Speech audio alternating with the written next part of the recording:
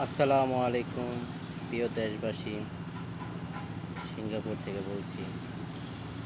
আজকে একটা খবর শুনে খুব ভালো লাগলো।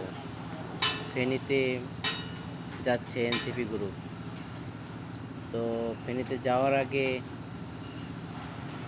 তাদের কাছে প্রশ্ন রাখছে দেশবাসী, প্রত্যেকটা জেলায় জেলায় যুবকেরা যেভাবে দোকানে দোকানে বাড়িতে বাড়িতে গিয়া ভিক্ষা উঠাইয়া টান উঠাইয়া 1200 কোটি টাকা এনসিপির হাতে দিছে। তো এনসিপি গ্রুপ, তোমাদের কাছে প্রশ্ন, তোমরা এই টাকা কি করছো, কোন খাতে লাগাইছো? এই প্রশ্নের উত্তর ঠিক মতো নিয়ে তারপরে ফেনীতে যেও। জানি না যদি উত্তর না দিতে পারো তাহলে কি হবে।